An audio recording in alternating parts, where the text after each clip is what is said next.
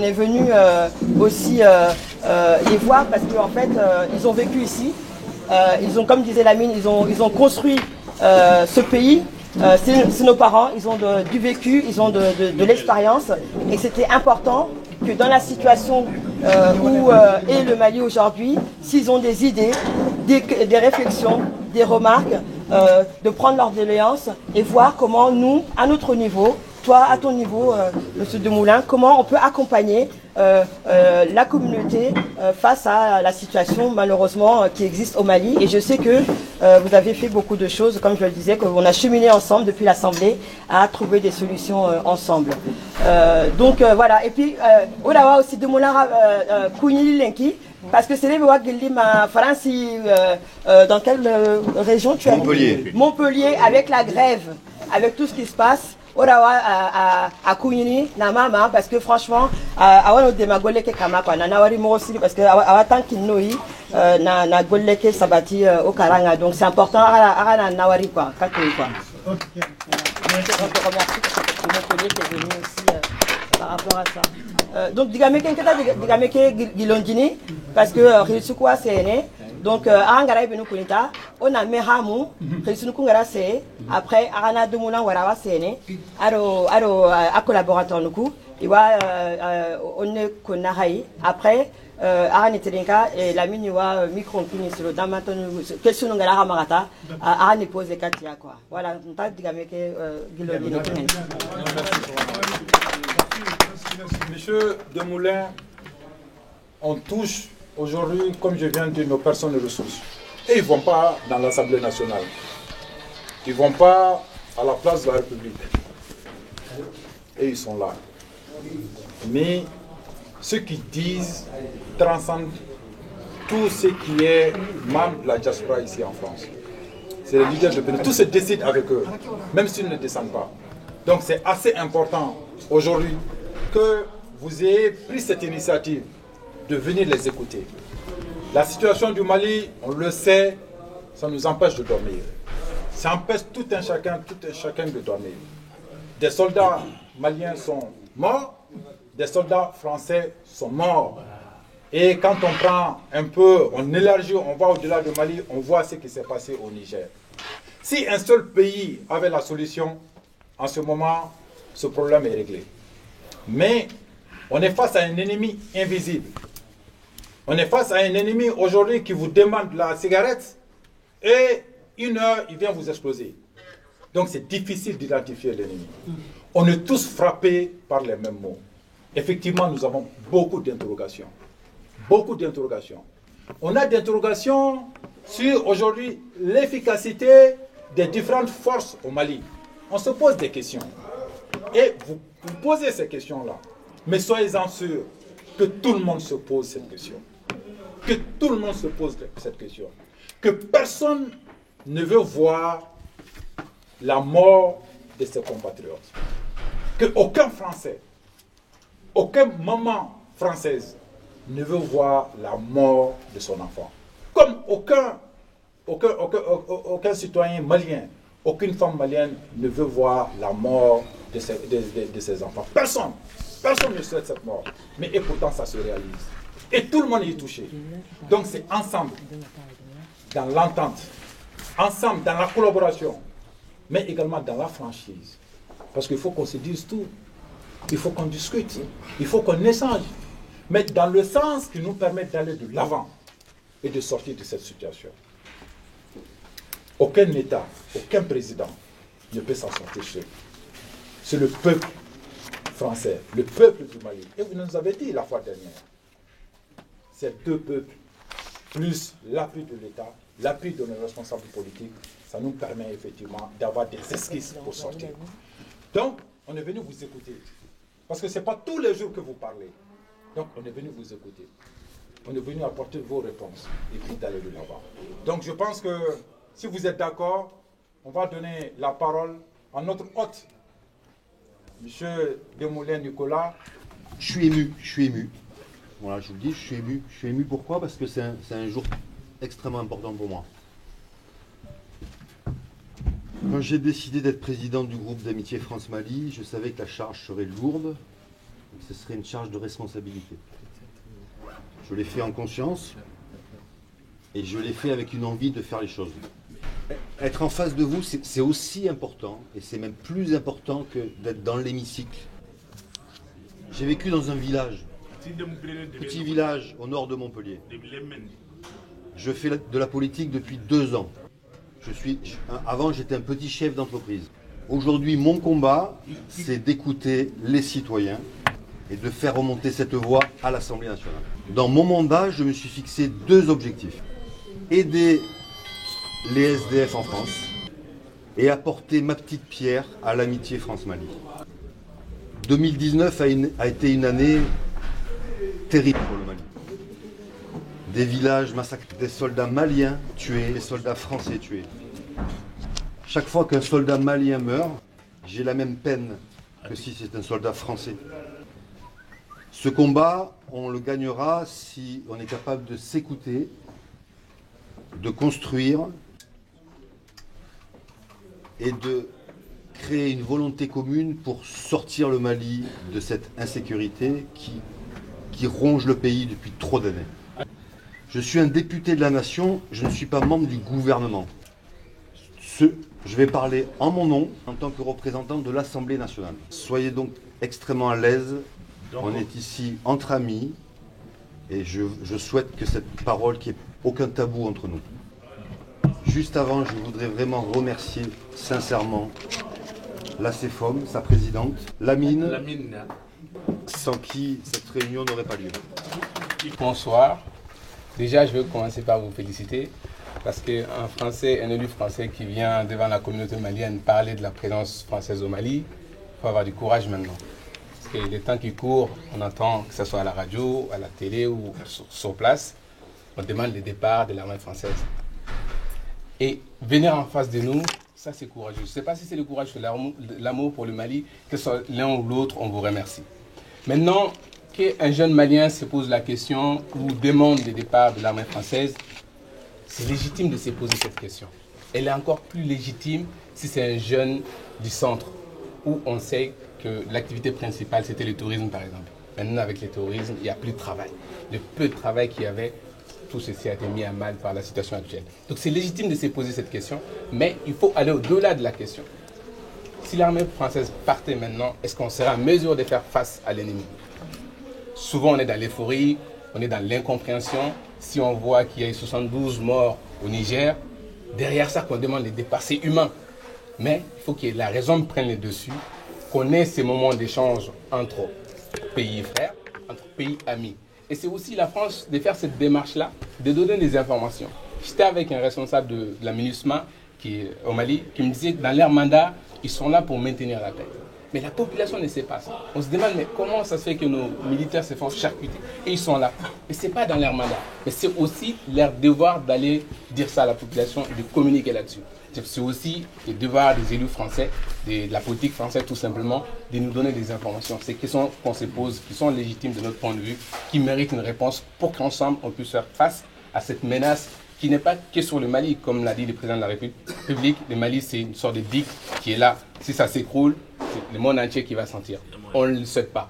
En tout cas, merci d'être venu à notre rencontre. Merci de prendre nos notes de tout ce qui sera dit ici. En tout cas, moi, je parle au nom de toute la jeunesse malienne de France. Et par la suite, nous allons essayer de multiplier ces rencontres-là au-delà même du foyer pour rencontrer la communauté dans l'ensemble, prendre des recommandations ou aussi peut-être des pistes de solutions. Parce que mine de rien, ils sont avec leur chapeau et leur boubou, ils ont du vécu, ils ont une certaine expérience et ils connaissent les terrains. Donc ce dialogue-là est important. Je vous remercie. Mais c'est le chef de canton de tous les ressortissants qui sont ici en France. Il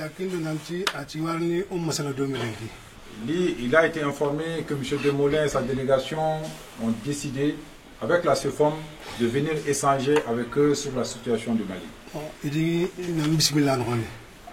C'est pourquoi il a accepté de venir ici pour participer à la rencontre. Il est dans ce pays, qui est son pays depuis 50 ans. Mais il n'a jamais vu D'accord. Il est là depuis 50 ans, il n'a jamais vu une telle rencontre. Avec une autre personnalité.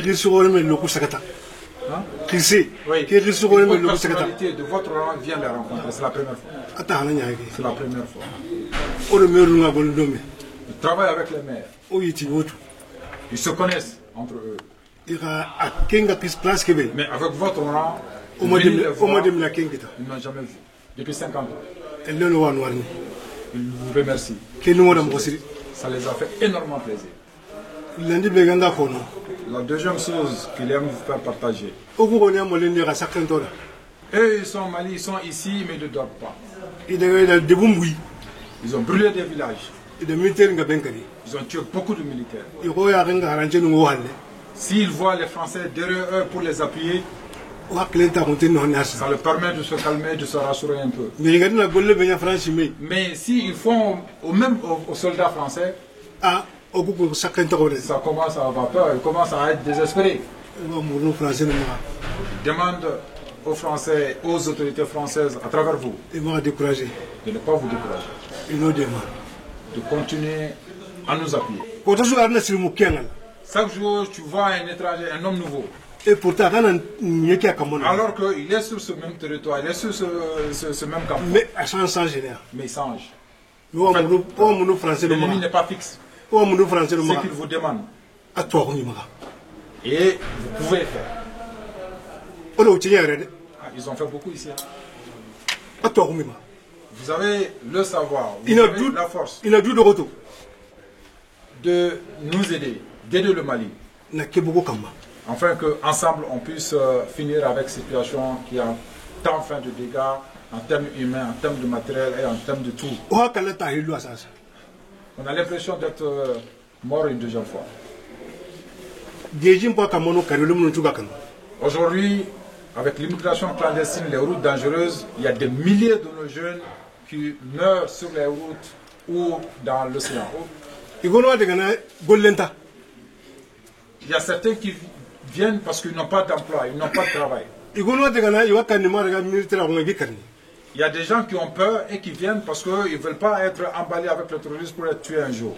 Donc, maintenant, tous les jeunes campent, tous les jeunes partent parce qu'ils n'ont pas le choix.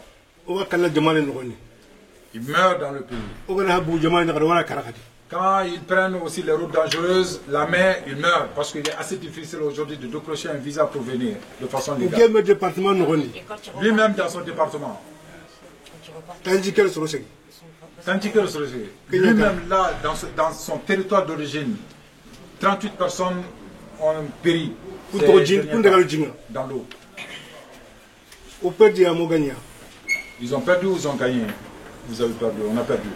On a perdu. Donc, il vous demande de regarder toute cette situation et ensemble, l'argent qui a été envoyé au Mali, l'aide au développement, la diaspora, le peuple malien n'a pas son mot à dire par rapport à l'aide au développement. Ils ne voient pas la couleur. Ils n'ont rien vu. Par rapport aux bénéfices, par rapport aux réalisations, ils n'ont rien vu, rien. Ce qu'il vous demande, c'est qu'ensemble, on puisse avoir aujourd'hui un regard sur l'aide publique au développement. Comme il avait dit dans ses premiers mots, 50 ans, une telle rencontre ne s'est jamais produite ici. Et ce qu'ils ont entendu, c'est encore plus grand que ce qui a été déjà dit. Nous inviter rassembler. Des invités encore à l'Assemblée nationale. Est-ce qu'il faut même avoir l'audace de partir? Voilà, ngati hinu ngwa kotono kenda malenu la sama hinu kukote igwen Mali harsa noru kedi no gabiana no Mali militaire la takiyeno no ko mira kanga gidangi ta kidali ado kemme. Comme il a ainsi bien dit, quand il dit c'est difficile au Mali, parce qu'il y a des endroits où les militaires maliens ne peuvent pas accéder à certains endroits du nord du Mali. au jour d'aujourd'hui. C'est pour cela qu'il dit que c'est difficile, surtout ceux qui vivent là-bas, les militaires qui vont dans l'intervention, qui n'ont pas assez de limites d'aller faire l'intervention comme il faut, surtout eux qui sont là à réfléchir davantage. Après de prendre la famille, de prendre le village, et puis il y a la caisse villageoise. La caisse villageoise, c'est que pratiquement chaque mois, il y a une cotisation que chaque membre ici de la diaspora met dans la caisse pour construire une école, pour construire un château d'eau, pour construire pour mettre en place une pharmacie, pour construire même des routes pour le passage. Tout cela a été possible parce qu'ils travaillent ici, parce qu'ils sont bien insérés ici. Voilà. Après cela,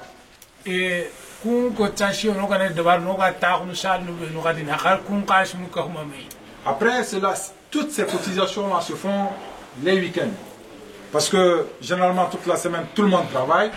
Ils se retrouvent ici les week-ends dans les foyers et toute la communauté se retrouve pour faire leurs cotisations. Et cela se fait dans des salles de réunion. Et aujourd'hui, ces espaces de vie sont fermés pratiquement dans tous les foyers. Et ça fait 3 ans, pratiquement les week-ends, quand tout le monde se retrouve ici pour cotiser dans la caisse villageoise, il n'y a pas d'espace de vie où ils s'assoient et discutent des projets du développement du pays. Il y a 3 choses qui ont été dites. La situation au Mali. Quand la France a répondu à l'appel pour accompagner le Mali, tout le monde a aimé ça. Il ne peut pas dire du mal. La politique française en Afrique, ça avec la jeunesse, il s'interroge beaucoup sur la politique. Vous êtes parti apporter une aide. Aujourd'hui, la situation est trop complexe et devient de plus en plus hardie. La situation se corse. Ils veulent effectivement comprendre aujourd'hui qu'est-ce qui explique la complexité de la situation qui nous arrive dans cette situation. Le peuple a besoin d'avoir des informations qui le permettent de répondre à certaines de les interrogations qui se posent tous les jours. La situation de Kidal a été évoquée.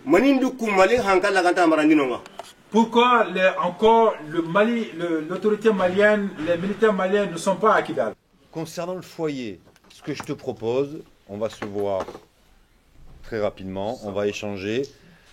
C'est pas mon territoire, je te donne ma parole, me renseigner sur ce qui s'est passé et éclaircir cette histoire. Je ne sais pas ce que je pourrais faire à mon niveau, je ne suis pas député de Paris, je ne suis pas un élu local, mais je m'engage à aller chercher des explications et surtout une projection. Il ne suffit pas d'avoir que les explications, de savoir ce qui peut se passer dans le futur. Voilà. C'est pas que je veux en parler plus, mais ce que j'ai entendu me fait plaisir parce qu'on sent à la fois de l'envie, mais surtout beaucoup de responsabilité. Le chef du canton a eu des propos extrêmement précieux, extrêmement précis sur la situation au Mali, mais les propos de la jeunesse malienne complètent en fait. Ce que j'ai entendu, c'est une situation en fait. Mon objectif, c'est de me projeter sur le futur. La France, effectivement, en 2013, et on est tous d'accord là-dessus, a été appelée par le peuple malien, le gouvernement. Ce qui est factuel, c'est qu'on n'a pas tout réussi. Monsieur parlait de Kidal, oui, il y a eu des erreurs. Est-ce qu'on va en parler 10 ans de ces erreurs? La France est aujourd'hui au Mali avec un mandat clair qui est de combattre les terroristes. 4500 soldats, des scènes très compliquées à appréhender puisque ces forces terroristes sont mouvantes dans tout le Sahel, mais malgré ça, des résultats concrets. Plus de 600 djihadistes ont été neutralisés depuis 2014. Est-ce que moi, député français, je souhaite que la France reste au Mali? Non, bien sûr que non. Est-ce que je pense que c'est le moment aujourd'hui de partir du Mali? Non. Parce que ce serait manquer de courage de laisser le Mali aujourd'hui affronter ses forces, parce que les forces maliennes, les FAMA, ne sont pas encore prêts. Mais la France, c'est un combat mondial, ne doit pas être seule. Ce que souhaite faire notre président Emmanuel Macron, comme disait monsieur, c'est de clarifier la situation avec les membres du G5. Et ce rendez-vous, vous le savez certainement, aura lieu à Pau dans les premières semaines de janvier. Ce que j'aimerais qu'on construise ensemble, nous, c'est que le combat aujourd'hui, c'est la communication et l'information. Il faut qu'on ait un socle sur l'histoire entre la France et le Mali depuis 2013. Ne pas rentrer dans le détail. L'intervention de la France a été nécessaire, oui. C'est fini, il n'y a plus à dire autre chose. Est-ce que la France est au Mali pour des raisons économiques? Non. Est-ce que la France veut partir du Mali? Oui. Il faut qu'avec ce triptyque, on puisse construire ensemble l'avenir et la sortie de la France. Sans ça, on va faire place à des rumeurs, des complots. Et je suis pessimiste sur notre amitié parce que la pire des choses qui puissent arriver, c'est cet esprit c'est cette déformation de l'information. Parce que les Français ne comprennent pas pourquoi nos soldats, nos frères, se battent au Mali. Et les terroristes ne souhaitent qu'une chose, c'est que les Français ne soient plus d'accord sur ce qui s'est passé au Mali et ce qu'on doit faire au Mali. C'est leur objectif, et ils poursuivent le même objectif au Mali. Nous diviser et faire monter du populisme. Je réunis mon groupe d'amitié depuis 2 ans à l'Assemblée nationale, et j'ai très peu de députés qui viennent. On parle de l'aide française, de l'AFD. Il y a effectivement un gouvernement qui a été élu démocratiquement. J'étais, moi, observateur aux élections avec mon collègue Patrice. Il faut donc travailler avec ce gouvernement, mais rien n'empêche de condamner une certaine problème dans la gouvernance et une corruption toujours présente.